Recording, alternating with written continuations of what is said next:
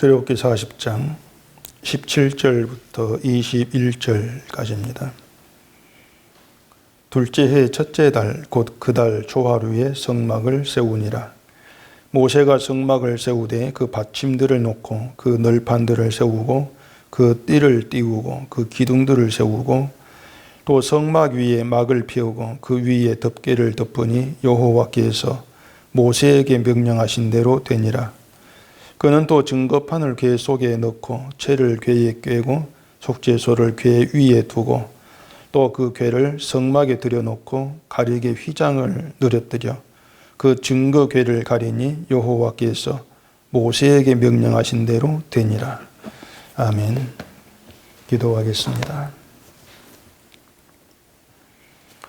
하나님께서 성막을 세우셔서 이스라엘 백성들에게 하나님이 어떠한 분인가를 가르치시고 인도하신 것처럼 오늘 우리의 심령이 성막이 세워지고 이 성막으로 인해서 하나님과 우리가 어떤 관계에 있는가를 깊이 깨닫고 돌아가는 시간 되게 하소서. 예수님 이름으로 기도합니다. 아멘. 제가 성경을 볼 때마다 우리의 구원의 초점을 돋보지 말라는 말씀을 자주 드렸었는데, 이것이 성경을 볼 때 우리가 주의해야 될 분명한 내용 중에 하나입니다. 하나님께서 우리를 구원하시려고 성경을 주셨다. 이러한 생각은 아예 접어두는 것이 옳습니다. 성경을 우리를 구원하기 위한 그런 목적, 그런 의도로 주신 하나님 말씀으로 우리가 받아들이게 되어지면은 결국 이 성경의 내용들 하나하나는 우리가 어떻게 하면은 구원을 받을 수가 있는가, 이걸 가르치는 방법론으로 다가오게 되어집니다. 그러다 보니까 성경에 이제 등장하는 어떤 그 구원받은 사람들, 또 예수님께서 어떤 믿음을 칭찬했던 그런 사람들을 보게 되면은 그들의 어떤 믿음과 또 어떤 행동에 초점을 두게 되죠. 그리고 그 사람들처럼 하면은 우리도 참된 믿음으로 인정을 받고 구원받지 않을까, 이런 이제 의도를 갖게 되어집니다. 가령 그 마태복음에 그 백부장 이야기가 나오죠. 그 예수님이 백부장에 대해서 이스라엘 중 아무에게서도 이만한 믿음을 보지 못했다. 어떻게 보면은 정말 그 최고의 칭찬을 예수님이 이제 하신 겁니다. 그런 내용들을 보면서 백부장이 어떻게 해서 이러한 칭찬을 받았지 하면서 그 백부장의 어떤 믿음과 그 행동에 또 이제 중점을 두죠. 분석을 합니다. 분석을 하니까 뭔가 있더라는 것입니다. 뭐가 있냐면 이 백부장이라고 하는 그 높은 자리에 있으면서도 하인을 위해서 예수님께 와서 병 고쳐달라고 요청하는, 부탁하는 그런 그 사랑이다. 사랑의 믿음이 칭찬받은 비결이다. 이런 이제 분석을 내어놓게 되는 것이죠. 그러면서 교인들에게 동일하게 가르칩니다. 백부장처럼 사랑하는 믿음을 가져야 예수님께 칭찬 듣는 믿음이 되는 것이고, 그 믿음이 이제 참된 믿음이 되어서 우리를 구원에 이르게 한다. 그런 식의 설교가 가득 넘치고 있습니다. 백부장 이야기를 예로 들었지만은 다들 똑같아요. 성경에 어쨌든 칭찬 듣고 있는 또 믿음의 사람들 모습이 나오면은 그 행동에 주안점 두면 이렇게 하는 것이 믿음입니다. 그런 가르침들을 흔하게 들을 수가 있는 것이죠. 자, 출애굽기 성막에 대한 것도 이제 마찬가지입니다. 오늘 우리가 성막 마지막 시간인데 구원에다가 우리 관심 초점을 두고 성막을 보게 되어지면 결국 이 성막이라는 어떤 거룩한 공간, 이것은 이스라엘을 구원하기 위해서 만들라고 하신 것이다. 또 이런 어떤 결론을 낼 수밖에 없습니다. 이스라엘의 구원이나 또 이스라엘의 복이나, 쉽게 말해서 이스라엘의 어떤 그 믿음의 향상, 또 그들을 도와주고 함께하고 인도하기 위한 그런 의미의 성막, 이렇게 보게 되어지는 것이죠. 그런데 이렇게 구원에다가 우리가 초점을 두고 성경을 생각하게 되어지면은 이 성경에 나오는 하나님이 하신 일들, 그 일들 하나하나가 너무나 번거롭다. 또 너무 복잡하다. 이런 생각이 들지 않을 수가 없습니다. 또 정말 어떤 하나님이 택한 자기 백성의 구원에 초점을 두고 일하시는 것이 성경 이야기라면은 뭐 이런저런 번거로운 과정들을 다 제거해버리고 이스라엘을 그냥 바로 약속의 땅에 들어가게 하셔도 되는 것이고요. 또 광야 거치지 않고도 얼마든지 이스라엘을 평화롭게 평온하게 복되게 살 수 있는 길도 얼마든지 있단 말입니다. 그것도 아니면 이스라엘 애굽 땅에 나올 필요도 없이 애굽 땅을 점령해가지고 거기 살게도 하실 수가 있는 것이죠. 막 그렇게 부하게 평안 누리고 살다가 이제 죽으면 천국 보내주면 굉장히 간단하고 또 인간이 원하는 그런 구원 방식이 된단 말입니다. 그렇게 생각하면은 사실 어떤 구원을 위해서라면 성막이라고 하는 것도 불필요한 것이 아닐 수가 없는 거예요. 이 성막 없이도 하나님을 잘 믿으면 되지 않습니까? 그런 생각이 있을 수가 있는 것이죠. 성막 없어도 하나님을 잘 믿을 수 있지 않습니까? 우리가 지금 이 성막에 대한 이야기 듣고 있지만은 사실 그 성막이 없어도 예수님만 잘 믿으면 되지 않겠는가? 이런 생각이 있을 수가 있습니다. 그러니까 성막이 없이도 믿음은 가능하다. 맞는 말일까요? 자, 지금 우리에게 성막이 없습니다. 성막이 없는데 성막이 없다고 해서 예수를 믿지 못하는 건 아니지 않습니까? 그렇기 때문에 구약에 등장하는 성막, 성전 그 외에도 구약의 여러 가지 이야기들이 우리 관심에서 희미해질 수가 있는 거예요. 성막 없어도 되고 성전 없어도 되고 그러다 보니까 성막 이야기 나오면은 뭐 좀 관심이 또 둔해지고 그렇게 되어지는 것이죠. 그런데 성막이 없이도 믿음은 가능하지가 않습니다. 그 말은 성막이 우리 믿음의 내용에 자리하지 아니한다면은 그 믿음은 가짜란 뜻이에요.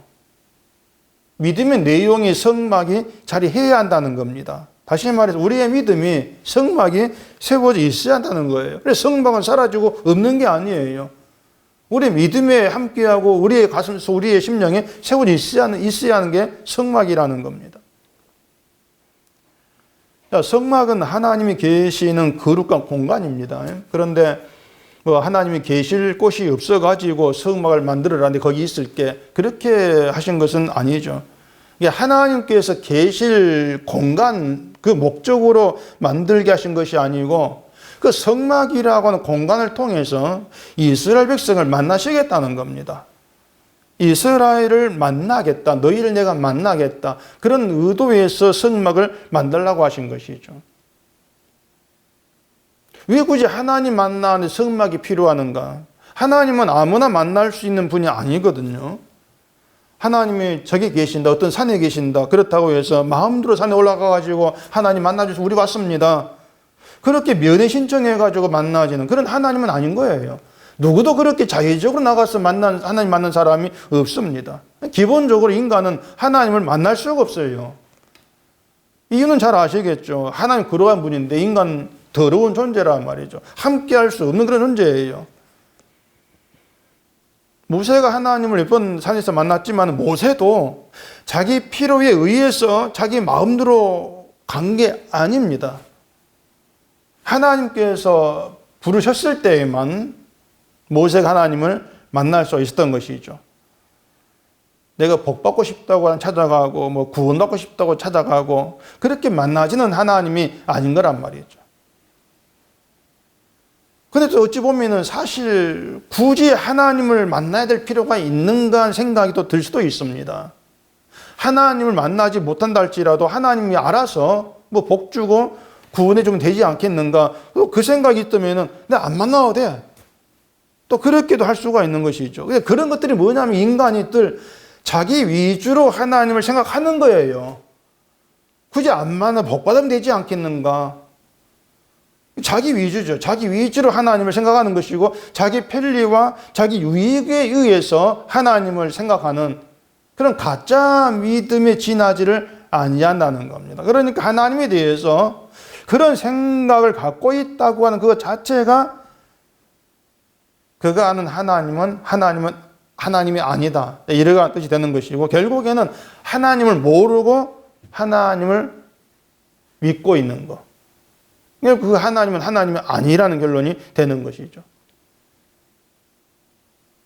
우리가 평생을 그런 생각으로 하나님을 잘못 알고 믿었다고 하면 생각해 보세요. 그러다가 하나님이 누구신가를 바르게 알지를 못하고 죽었더라 생각해 보세요. 정말 심각한 문제가 아닐 수가 없는 것이죠. 그렇기 때문에 우리가 성경 통해서 하나님이 어떤 분일까를 알아가는 데에는 온 마음을 집중을 해야 될 그런 필요는 분명히 있는 겁니다. 자, 성막을 세우는데 날짜가 정해져 있습니다. 17절에 둘째 해 첫째 달 곧 그 달 초하루에 성막을 세우니라. 그렇게 아무 때나 세운 게 아니고 날이 정해졌죠. 둘째 해라고 하는 것은 이스라엘이 애굽에서 나온 지 2년이 되는 해, 그런 뜻이 됩니다. 그리고 첫째 달 초하루에 성막을 세웠다고 하는데 이스라엘이 애굽에서 나오면서 그 달이 달라졌다고 했죠. 기억하실지 모르겠는데 출애굽기 12장을 보십시다. 출애굽기 12장 1절입니다. 여호와께서 애굽 땅에서 모세와 아론에게 일러 말씀하시되 이 달을 너희에게 달의 시작 곧 해의 첫 달이 되게 하고, 그렇게 되어 있습니다. 하나님이 이스라엘을 애굽에서 나오게 한 그 달을 그 해의 첫 달로 시작해라, 그런 얘기입니다. 근데 이스라엘이 애굽에서 나온 달이 1월이 아니라 그랬습니다. 그 뒤에 13장 4절에 가면은 아비벌 이날에 너희가 나왔으니 이렇게 되어 있습니다. 아비벌은 이제 3월을 말한다고 했는데 이스라엘 달력에 아비월이라는 달력은 없어요. 농사 어떤 계절을 뜻인데 이 아비월 말고 니산월이 있습니다. 니산월이 곧 아비월이에요. 그 3월 달입니다. 그러니까 이스라엘이 3월에 애굽에서 나왔는데 그 3월을 1월로 시작해가지고 새롭게 시작하라는 것입니다. 그게 뭐냐면 애굽에서의 이제 삶은 지워지는 겁니다. 애굽의 날은 지워지고 어린 양의 그 피로 죽음에서 구원받은 이스라엘로, 어린 양의 피 안에 이스라엘로 새롭게 시작하는 것이 그 아비벌 1월의 의미가 된다고 하는 거예요. 근데 그 달 초하루에 성막을 세우라는 거죠. 새롭게 시작한 그 날에 성막을 세우라는 겁니다. 그렇게 해서 이스라엘은 그 성막이라는 걸 통해서 거룩하신 하나님이 이스라엘과 동행하고 만나주는 관계로 새롭게 이제 시작되는 거죠. 자, 이렇게 또 말씀을 드리면 어떤 생각을 하게 되는가 하면은, 이 하나님이 이제 성막을 세워서 이스라엘을 만나시고 동행하면서 이스라엘이 이렇게 하는 길을 평안하게 해주고 지켜주려고 하시는가 보다, 또 이런 뜻으로 또 받아들이게 됩니다. 그러니까 늘 나에게 좋은 식으로 자꾸 해석을 하려고 하는 거예요. 근데 말씀드린 것처럼 인간은 불의하고 하나님은 거룩하시다는 거예요. 그 불의한 것과 거룩한 것이 함께 할 수 없는 건 당연한 겁니다. 당연한 것이고, 불의가 거룩 앞에 서게 되어지면 소멸될 수밖에 없습니다. 그게 하나님과 인간의 본래 관계라고 하는 겁니다. 근데 늘 인간은 불의한 존재, 저주받은 존재라고 하는 걸 생각지 않고 하나님이 동행하면은 내 일이 잘 되고 내 길이 평탄하게 될 것이고 이것만 자꾸 생각을 하고 있다고 하는 것이에요. 근데 성경을 통해 증거되는, 이 성막을 통해 증거되는 하나님의 뜻은 다른 데 있습니다. 40장 33절에 보십시다. 그는 또 성막과 제단 주위 뜰에 포장을 치고 뜰 문에 휘장을 다니라. 모세가 이같이 역사를 마치니 구름이 회막에 덮이고 여호와의 영광이 성막에 충만하며 모세가 회막에 들어갈 수 없었으니 이는 구름이 회막에 덮이고 여호와의 영광이 성막에 충만함이었으며. 자, 모세가 이제 성막 세우는 일을 다 마쳤을 때에 구름이 회막에 이제 덮이고 여호와의 영광이 성막에 충만했다고 합니다.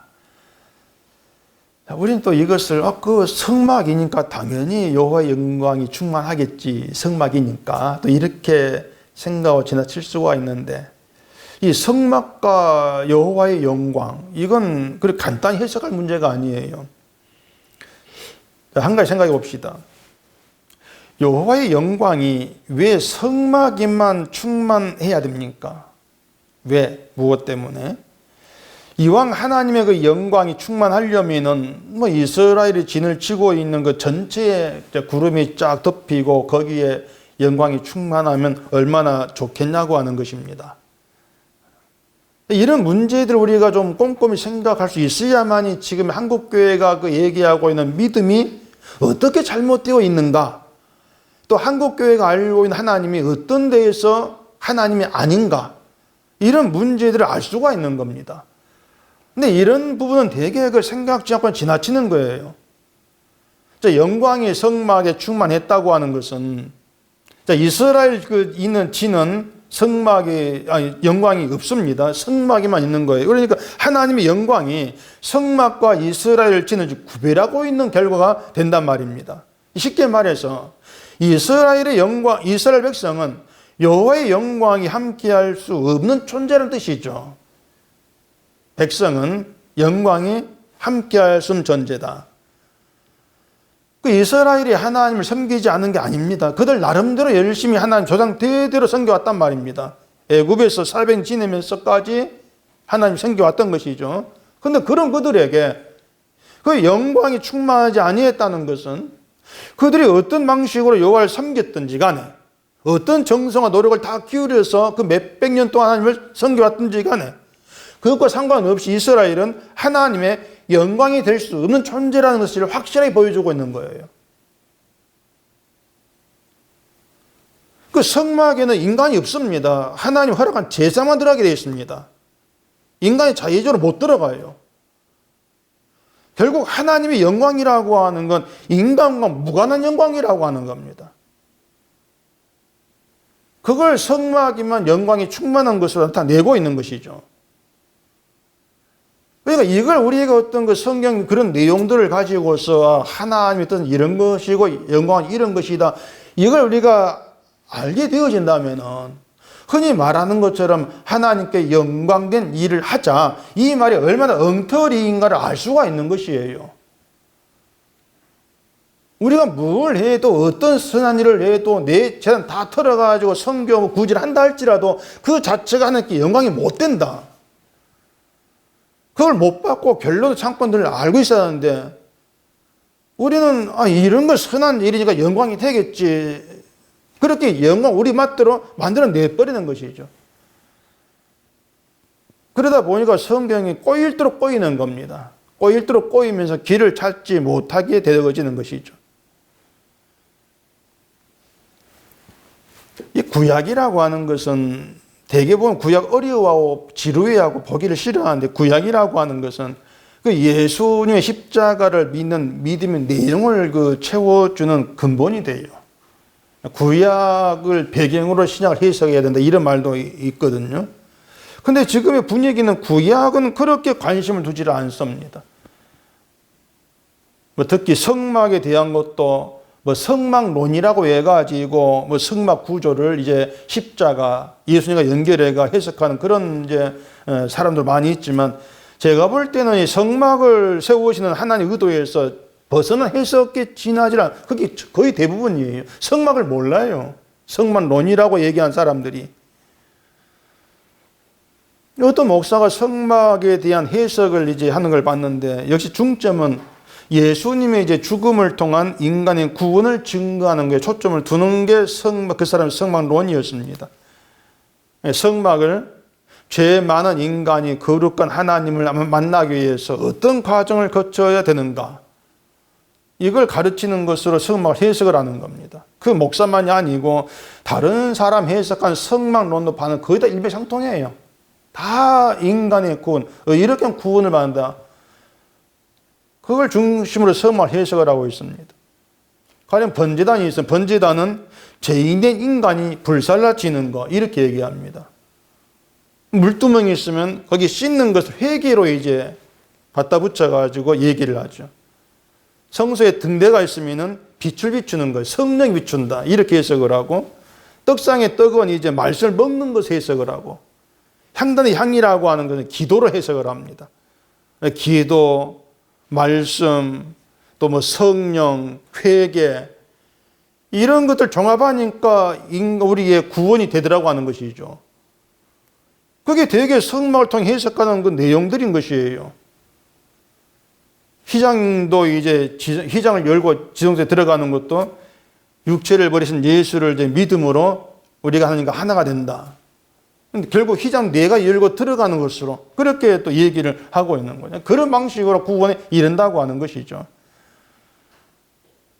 그렇게 해석을 하게 되어지면은 성경이 증거하는 구원의 이제 십자가의 죽으심은 쓸모없는 게 되어지는 것인데, 거기까지는 생각들을 다 하지를 못합니다. 결국 성막론이란 걸 하면서, 성막을 해석하면서 십자가를 쓸모없는 것으로 그렇게 만들고 있는데 그걸 알아채지를 못하고 있는 것이죠. 예수님 십자가에 죽으시고 내가 너희 죄를 대신해 죽었으니까 이제 믿는 건 너희가 할 일이다. 그렇게 하지를 않았지 않습니까? 예수님 다 이루신 거예요. 예수님이. 다 이루신 게 십자가, 그게 또 성막의 의미, 거기 다 들어있는 것인데, 성막이 어떻게 인간의 구원 방식을, 우리가 어떻게 힘써야 구원될 것인가를 보여주는 그런 내용이 되겠냐고 하는 것입니다. 결국 하나같이 그 인간에게만 다 집중을 하고 있기 때문에 그런 해석이 나와질 수밖에 없는 겁니다. 자, 성막에 하나님의 영광이 충만하다는 이걸 좀 자세히 보십시다. 성막이 세워지면서 이제 그 반복된 말이 있어요. 그 16절에 보시면은 모세가 그같이 행하되 곧 여호와께서 자기에게 명령하신 대로 다 행하였더라. 이렇게 여호와께서 명령하신 대로 되었다. 그런 말이 있죠. 또 뒤에 19절에 보시면 또 성막 위에 막을 피우고 그 위에 덮개를 덮으니 여호와께서 모세에게 명령하신 대로 되니라. 뒤 21절에 또 그 궤를 성막에 들여놓고 가리개 위장을 늘어뜨려 그 증거궤를 가리니 여호와께서 모세에게 명령하신 대로 되니라. 뒤에도 계속해서 이제 명령하신 대로 되니라 말이 이렇게 반복해서 나오고 있습니다.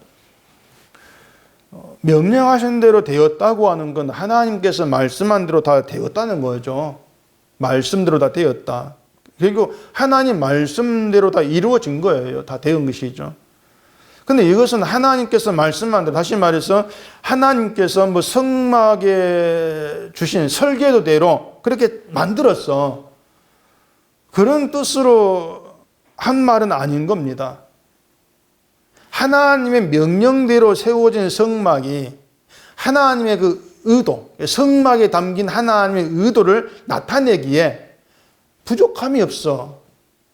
그런 의미죠. 이걸 잘 생각해 보세요. 자, 영광이 성막에만 충만하다 했습니다. 성막을 보기 좋게 잘 지어가지고 영광이 충만한 것이 아니라 하나님의 명령대로 된 상태가 여호와의 영광이라는 거예요. 말씀대로 된 상태. 그 상태를 여호와의 영광이라고 하는 것입니다. 그러면 이스라엘이 있는 곳에 영광이 없는 이유는 분명한 것이죠. 이걸 제가 이스라엘이 불의한 존재이기 때문이라고 했습니다. 그 불의함이 뭐냐면은 여호와의 명령대로 존재하지 않는 겁니다. 말씀대로 존재하지 않는 게 인간의 불의함이에요. 사람은 자기 뜻대로 존재하지 하나님 말씀대로 존재하지를 않습니다. 결국 이스라엘은 하나님의 말씀을 이룰 자들이 아니라고 하는 것입니다. 그리고 영광이 함께 할 수 없는 것이죠. 자기 편안만 생각을 하고 자기 유익만 생각을 하고 내 몸만 생각을 하는 이스라엘, 그건 광야를 거치면서 낱낱 드러났지 않습니까? 하나님께서 인도하시는데도 자기 힘들어지면 불평을 하고, 결국 여호와의 말씀을 따라가는 여정이 아니었고 자기의 뜻을 따라가려고 하는, 그게 광야길이었던 것이죠. 그래서 불의한 것이고, 그렇게 말씀이 이루어지지 않은, 말씀도 되어지지 않은 그 상태에서 영광은 함께하지를 않은 것입니다. 자, 그러면 성막에서는 무엇이 여호와의 명령대로 되어지는가를 보여주는가 하면은 거기에 죄 없는 제물에 피 흘림이 있지 않습니까? 그게 말씀대로 되어지는 거예요. 만약에 성막만 덩그러니 지어져 있고 재물에 피 흘림이 없다면 그건 성막도 아니고 영광도 없는 것이죠. 그런데 희생 제물의 피 흘림이 하나님의 뜻을 그대로 이루어져 보여주는 것이기 때문에 그게 영광이 되는 것입니다. 말씀대로 이루어진 피 흘림. 이것이 그 첫째 달 초하루에 성막을 세우라 하신 의미가 되기도 하는 것이죠. 어린 양의 피로 말미암아 죽으면서 건짐받고 그 죽음의 나라인 애굽에서 나오는 모든 것이 어린 양의 피의 능력과 은혜가 나타나는 것. 애굽처럼 죽었어야 될 우리가 어린 양의 피의 은혜로 살았습니다. 이런 고백이 있는 이스라엘로 새롭게 만들어내고 그런 이스라엘을 새롭게 출발하 이런 의미에서 성막을 주신 것이죠. 그럼 그 고백이 하나님께 영광이 되는 겁니다. 왜냐하면 그 고백이라고 하는 것이 하나님 말씀대로 이루어지는 것이기 때문에 어린 양의 피의 은혜로 살았습니다. 그 고백이. 그게 영광이 되는 거예요. 그리고 그렇게 하나님의 명령대로 되어진 성막이 십자가로 완성된 겁니다. 다 이루었다. 그 예수님 말씀이 십자가의 완성이었죠. 다 이루었다. 하나님의 뜻대로 되었다. 명령대로 되었다. 그 의미가 된 것입니다. 그런 의미에서 예수님이 아버지의 뜻을 다 이루신 성전으로 오신 것으로 그렇게 이해하면 되는 거예요. 자, 그럼 이제 남은 것은 이스라엘은 이제 성막을 세웠는데 지금의 우리가 이것을 어떻게 이해를 해야 하느냐고 하는 것입니다. 고린도후서 6장 16절에 보시면 이렇게 말씀합니다. 하나님의 성전과 우상이 어찌 일치가 되리요? 우리는 살아계신 하나님의 성전이라. 이와 같이 하나님께서 이루시되 내가 그들 가운데 거하며 두루 행하여 나는 그들의 하나님이 되고 그들은 나의 백성이 되리라. 우리는 살아계신 하나님의 성전이라. 많이 들었죠. 우리는 살아계신 하나님의 성전이다. 이스라엘은 성막을 따로 세웠는데 바울은 우리가 하나님의 성전이라고 합니다. 이것을 두고 내가 하나님의 성전이구나 그렇게 받아들이고 그냥 지나가면은 뭐 되겠습니까? 내가 성전이야. 그렇네? 그건 안 되는 거죠. 무엇 때문에 우리를 하나님의 성전이라고 일컫고 있는 것인가? 또 무엇이 성전다움의 모습으로 존재하는 것인가? 이런 것들을 알고 계셔야 되겠지 않습니까? 그냥 무작정은 하나님의 성전이 하게 되면은 결국 거룩한 성전이니까 나를 거룩하게 해야 되고 나를 깨끗하게 해야 되고 그렇게 또 알아듣는 사람들은 부지기수란 말입니다. 성전이 깨끗하게 해야 되지. 거룩하게 해야 되지. 근데 우리가 하나님의 성전이라 하는데 성전이라고 하는 우리가 우리 속에 더러운 존재란 얘기예요. 성례라 하는데 그걸 우리가 무슨 수로 깨끗하게 하겠냐고 하는 겁니다. 깨끗하게 못해요. 바울이 신자를 가리켜서 하나님의 성전이라고 하는 것은 딴 게 아닙니다. 내가 뭐 10년 깨끗하다거나 뭐 거룩한 삶을 살아서 성전 이렇게 말한 것이 아니고 그 어린 양으로 오신 예수님의 희생의 피 앞에서 내가 죄인됨을 고백하는 그것이 성전이라고 하는 거예요. 예수님이 다 이루신 십자가에서 흘린 그 피 앞에서 피의 은혜 앞에서 나는 심판을 받아야 할 죄인입니다. 그렇게 고백하게 되어지는 것이 하나님의 거룩한 성전이란 말입니다. 내가 저주받은 존재입니다. 자기를 그렇게 여기고 그렇게 판단받고 십자가 앞에 섰을 때에 그 예수님의 피 흘리심이 내가 받을 죄를 대신하시고 그 나에겐 죄 용서가 되고 생명에 속하게 된 은혜를 남기신 일로 보게 되어지고 그러다 보니까 내가 사는 것 주의 은혜임의 고백이 나와지는 것이죠. 이게 성막의 말씀이 다 이루어진 자로 드러난 증거란 얘기입니다. 그러니까 예수님이 다 이루었다고 하는 것은 다 이루신 가운데에서 너 구원 이제 받았어. 다 이루었으니 마음대로 살아. 이런 의미가 아니고 다 이루신 세계 속에서 너에게 나와야 될 고백이 뭐냐. 다 이루신 주의 은혜 덕분이가 산다. 그 자체가 다 이룬 세계에서 들어있다는 것이죠. 그게 성전다운 거예요, 결국에는. 그게 성전다운 것이다. 그게 성전 의미라고 하는 걸 생각해 본다면 이스라엘에게 하나님이 성막을 세우라고 하신 의도가 무엇인지는 알 수가 있는 겁니다. 이스라엘에게 성막이 세워졌다 해가지고 이스라엘 잘 사는 그건 없어요. 복 받는 것도 없고요. 이스라엘로 하여금 너희들 죄로 인해서, 자기들 죄로 인해서 희생당한 제물을, 어린 양의 그 희생을 보게 하시면서 제물의 대신 죽음으로, 제물이 대신 죽는 것으로 정작 죽을 너희가 산다. 이걸 가르치려고 하는 겁니다.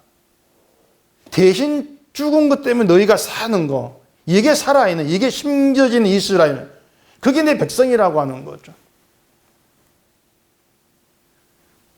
그래서 성막을 지으라고 하시는 명령에 장차 예수님으로 이루어 십자가 들어있는 거죠. 성막의 명령에.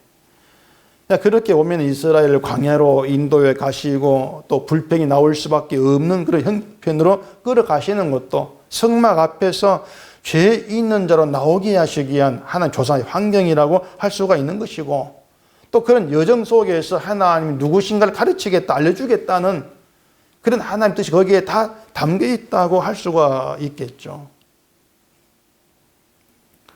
36절부터 보십시다.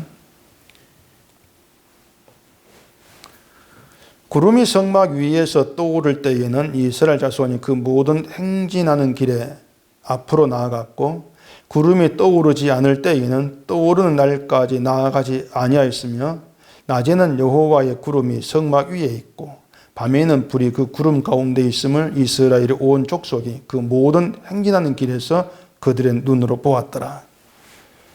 출애굽기 마지막 그 내용이죠.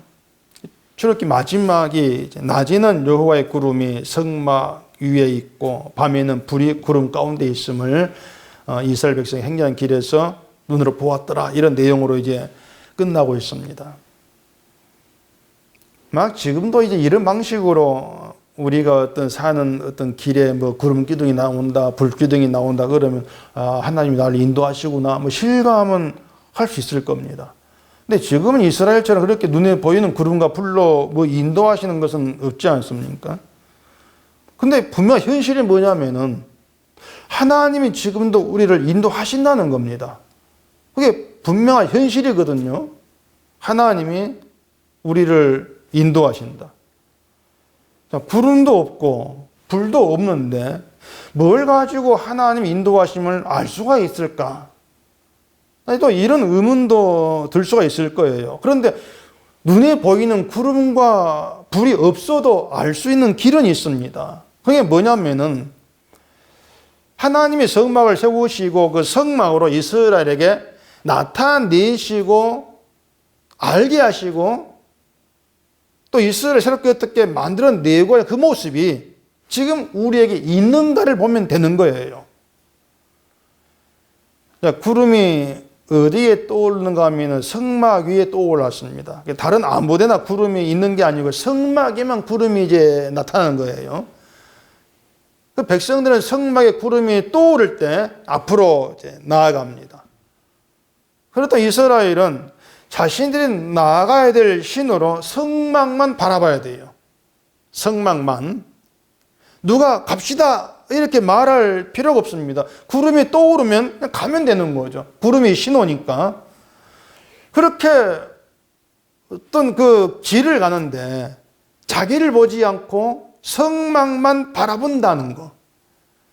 이게 의미하는 게 뭔가 하면은 신앙의 문제에서 자기를 보지 않는다는 것이 그렇게 중요한 것으로 자리하고 있다는 겁니다.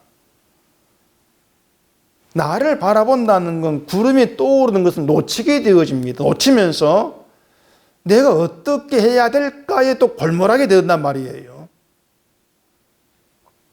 그렇게 보면 구름의 의미라고 하는 건 너희 자신을 보지 말라는 신호가 되는 셈이에요. 그 성막에 피 흘린 어린 양 희생, 거기에 집중시키는 것이죠. 십자가에 피 흘린 예수만 보라.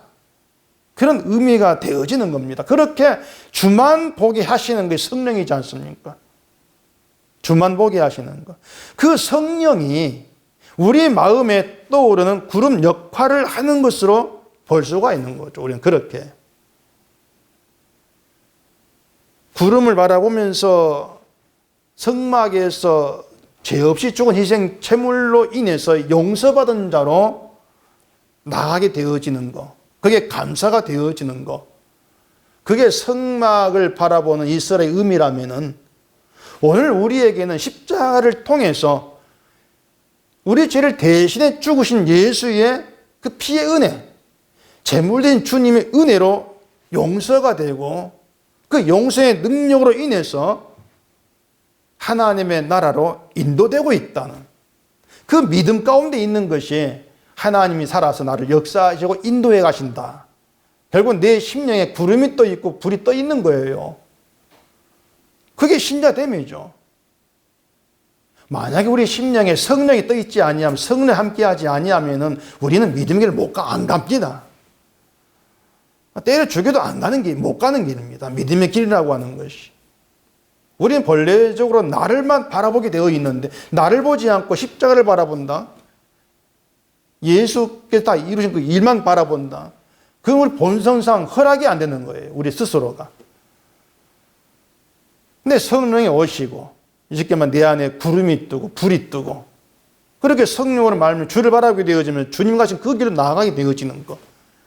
그게 정말 하나님이 인도되고 있는 증거가 되는 것입니다. 내 힘으로 안 되는 일이죠. 이것이 성막을 세우신 하나님의 취지라고 할 수가 있는 겁니다. 인간됨을 보지 않고 성막을 바라보면서 자신의 죄인됨을 알게 하면서 희생제물의 은혜로 감사하는 그 이스라엘로 새롭게 시작하라. 그렇게 시작한 이스라엘 만들어내시겠다는. 그리고 이제 그 성막도 무너지고 성전도 무너지고 예수님이 십자가에서 하나님 뜻을 다 이루심으로 완성된 성전을 보이신 겁니다. 주로 인해서. 우리는 이렇게 성전의 세계를 믿게 되어지는 것. 이게 하나님이 우리에 동행하신다, 인도하신다, 그 증거가 되는 거예요. 성막은 보이는 걸 믿으라고 있는 의미가 아닌 겁니다. 오히려 성막 안에서 행해지고, 성막 밖에서는 보지 못하지 않습니까? 성막 안에서 행해지는 제물 희생이라는 그 사건을 믿으라는, 그게 성막입니다. 성막 안에서 벌어지고 있는 사건을 믿으라. 그래서 제물 희생 때문에 산다는 그 고백을 이끌어내시는 그게 하나님의 일하심이죠. 그래서 우리가 정말 십자가를 믿게 되어진다. 또 예수님의 희생 때문에 내가 살아갑니다. 그런 고백이 나와지게 되어진다면 우리는 하나님의 인도를 받고 있는 겁니다. 인도라고 하는 게 우리가 살아가면서 육신이 편해지고 잘 살고 인도가 아니고요. 그런 인도를 받아봐야 그 끝은 멸망인데 그 무슨 소용이 있겠습니까? 예수로 인해서 고백이 나와지는 그게 진짜 인도하심이죠. 하나님의 능력의 행하심이고. 우리가 그런 믿음 가운데에서 우리를 구원하신 십자가의 능력으로 살아가는 그게 정말 복된 신자됨이라고 하는 겁니다.